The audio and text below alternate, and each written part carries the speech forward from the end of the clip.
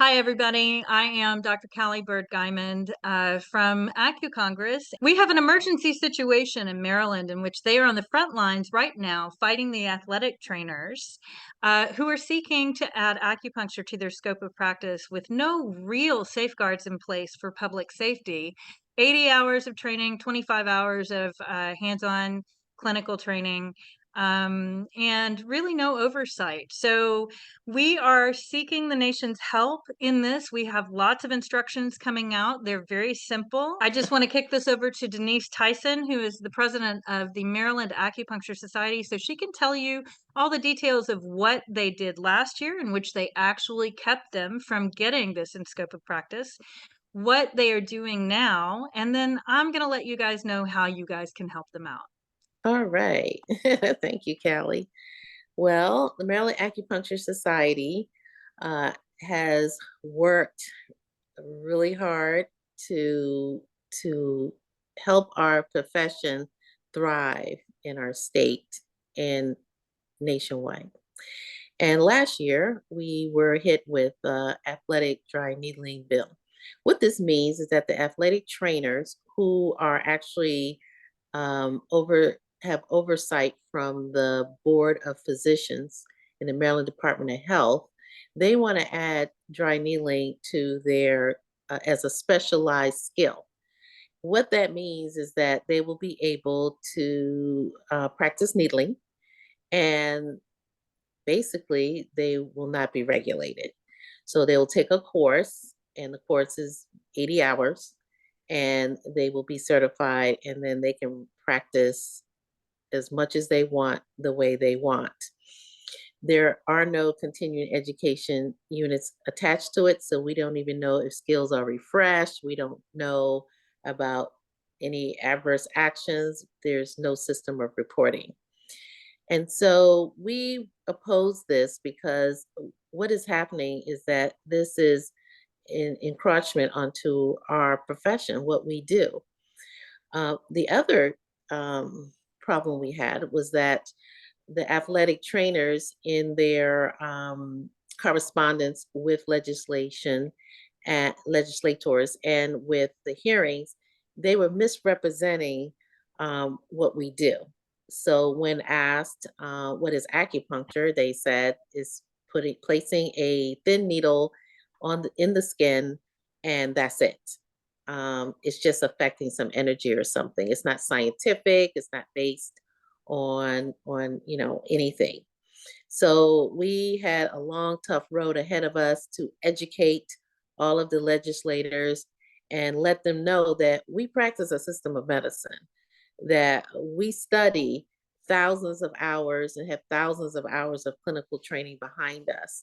So in no way does this justify athletic trainers being able to use a needle. And so we went to the Senate hearing that was last year, March, and it was approved by the Senate. A lot of that, I believe, was political because the supporters of the bill included some of their constituents who are corporate constituents, such as University of Maryland, the Baltimore Ravens, and the Baltimore Orioles. So we definitely had to really work against all of this basically financial power. So then the bill was passed to the delegates, the House subcommittee, and that had more hope because this group, they're actually very serious about hearing about what's going on with health occupations. They don't like when there's a lot of opposition to something. And we had a lot of opposition. All of you wrote marvelous letters that they counted, and they said they'd never seen so many letters of opposition to anything. So basically, they took pause because of that. We also testified, and we were able to educate all of them about uh, our medicine, what we practice, and our education, our training, and they heard us. And at the end, one of the delegates, they said, "I have a question for the athletic trainers. Uh, what is preventing you from just studying acupuncture?" So that was a good point. So the bill was put to rest. Then this year we were contacted by Senator Vital, who had a meeting with Lynn and myself to discuss what type of compromises could be met so that they wouldn't have to present the bill again. Um, we said that we didn't see where there was any room to compromise. She offered more regulation. I questioned her, like, how can that happen when the board that governs athletic trainers said they were not going to regulate it? So that's not really going to happen. And and there's no recognition to the fact that dry needling is acupuncture. Her statement was that dry needling is something different. That's what she says. She says, "Isn't it? We know that it's something different." And we said, "No, it isn't." And, it's really a technique that's used in acupuncture that was well known. So that's where we are. So she said, "See you at the hearings." And so we're going to see them at the hearing on Tuesday, February 7th. And we're coming well prepared. We have here Callie. She is wonderful. She's been helping us. She's been getting together a national front to help us. This is not just for Maryland, it's for everyone, because in the end, this is going to be, one of our defining moments that helps us stand strong and let everyone know that we are here to stay and this medicine is wonderful and we will not tolerate rebranding and misrepresentation of what we do. Okay, thank you, Denise. Honestly, I'm so tired. She is too. The fact is, we didn't have time to send out a press release. There's a 2-day turnaround, and so we're doing a video call to action tonight out of necessity. Congress is flying to Maryland on Monday. I'll be there at 10 a.m. We are going to be working the Hill in Annapolis for 2 days before that hearing at 1 p.m. We are going to engage our constituents as much as we possibly can. I'm going to stick around and we're going to do this again next Wednesday in the House. We are doing everything that we can to stem the tide of encroachment of acupuncture nationwide. I'm tracking 131 bills right now, and 40% of those are encroachment bills. And the reason that's important is because CMS covers acupuncture and they are going to expand beyond chronic low back pain, all of these ancillary healthcare providers are seeking to include acupuncture in their scope so that they too can, in fact, bill and get reimbursed for acupuncture. So we have lots to send to you. We've made it very, very simple to take part.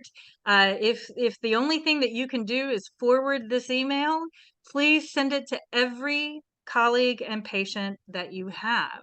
We will have detailed instructions for how to be involved, whether or not you're a practitioner, a student, or a patient.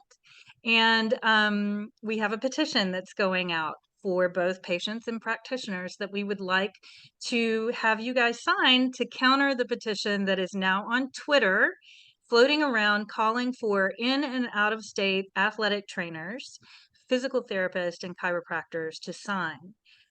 They're putting a lot of energy into a state hearing.